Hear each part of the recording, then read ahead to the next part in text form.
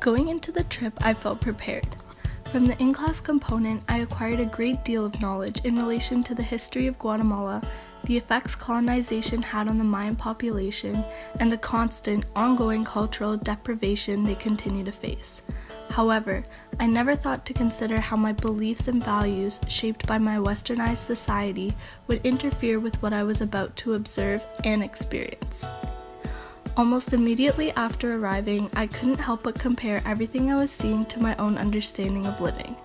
As we drove through the city, I was drawn to the small, worn-down homes, the long clotheslines full of clothing, and what simply appeared to be a poverty-stricken area. Even before we departed for the trip, poverty was one of the words that the majority of us associated upon thinking of Guatemala, and I'm sure this also stood out for many others upon arrival. However, early into the trip, we had the opportunity to listen in on Toby and Nate's organization, and this completely shifted my perspective for the remainder of our time here. As opposed to outsiders coming into Guatemala who leave feeling grateful for what they have at home, only absorb the idea of poverty, and feel as though they must provide aid, their goal is to instead show others how these cultures too still live a successful and sustainable life. I thought this was very important since I think we are all guilty of subconsciously assuming that our Western standards are the only means to living a successful life, and in saying this, we need to be more aware of how helping could, in some cases, actually be more detrimental and damaging to culture than we realize. Although Mayans make up the majority of Guatemala's population, when the Spanish colonized, they received marginalization and isolation from their own society. Due to their different and more naturalistic way of life, the Spanish referred to them as savages, and even today are correlated alongside countless negative stereotypes. As a sad result, many of these indigenous members are ashamed and have developed guilt towards their own identity. However, since visiting Guatemala, it is evident that these stereotypes placed upon them are far from true. As a matter of fact, this group of individuals are quite the opposite, being extremely humble, kind, and moral. Although our group proved to be strangers, they were eager to welcome us into their homes and teach us all about their different but successful way of life. In addition, despite the efforts made by the Spanish to take over, together, the Mayans have continued to push back and persevere by both fighting for their land and continuing to pass on their culture from generation to generation. Ironically, they too still show great respect and honor for their current country, seeing it not as just Guatemala, but rather Guatemala.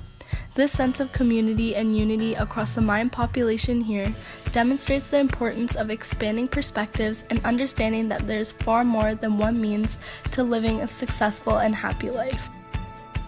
I'd always thought that the solution to poverty and poor economy was to donate money and help build schools. What I didn't ever stop to think was that this was actually harmful, not helpful. As we learned that the Western ways are not the only ways of life, we also learned about the impacts of us trying to force it upon the Mayan culture. In a village we visited, an elder talked about feminist groups coming in trying to convince the women that they don't need to wear their skirts, in order to empower them. This was difficult for me to accept that it's wrong, because to me, feminism is a good thing. Women should be allowed to wear what they want. But after this conversation, I had to reevaluate not only the Western way of life, but critically reflect on our values and discourses that I believed were universal truths. For the Mayans, female empowerment might mean something else than it does for us in Canada. Western schools being implemented into Guatemala not only affects the way they live, but also forces our values onto them. This can create barriers between the elders and the youth, which is detrimental for the preservation of their culture. When we went to visit a school in Santiago, it felt eerily familiar to our own school systems back home. What was more was that in an assembly they spoke only in Spanish, and the majority of the children were not wearing their traditional Mayan clothing. While it might not seem like such a big deal to foreigners, what we had to understand was that this culture and its traditions, languages, and clothing has existed for thousands of years and has kept these people thriving through so much oppression. Clothing and language are symbols of this, thus removing them is detrimental to the culture itself. Another harmful aspect of implementing Western school systems into Guatemala is the reality of the economy. During an end-of-day conversation, Toby explained why Westernized schooling is not the simple solution to the economy and how sending children to these schools isn't saving them, contrary to our Western beliefs. He Yes, they might pick up some valuable skills according to Western ideals, and they might even go on to secondary education and study to be an engineer or an architect. But when they come out, there aren't enough jobs due to the poor economy, and so they are left alienated from their culture, lacking skills valuable to the Mayans, such as working the land, which is the way many of them make their living. In a village we visited, we were shown all the ways to use different plants and saw the hard work and complexity in agriculture, things we don't necessarily need to know in Canada, where we can buy soaps, medicines, and food from the store. But in the Mayan culture, this is valuable knowledge. When we hiked a mountain with the Ashil University, we had group discussions about the difference between Canadian and Mayan youth. One interesting argument that an elder brought up was the concept of owning your own living.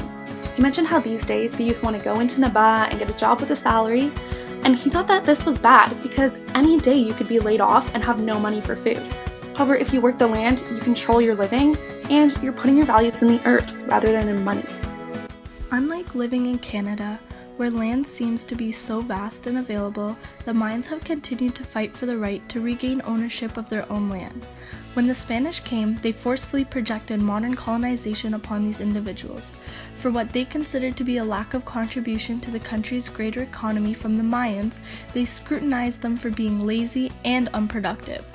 However, these labels are not accurate whatsoever. Working and farming their own land to provide for their family and not just for profit is simply just their culture's way of life. Instead of living a complex and complicated life, these individuals choose to be much more simple, sustainable, and naturalistic, in which they thrive off of and rely mostly on the land. When I had the opportunity to visit some of these gardens and farms, my first thoughts, which I'm sure would have been similar to many others, were that it seemed to be so unorganized, sloppy, and chaotic.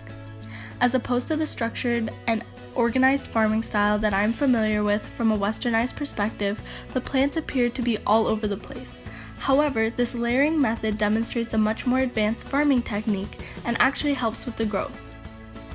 Moreover, I was interested to see how they generate next to no waste.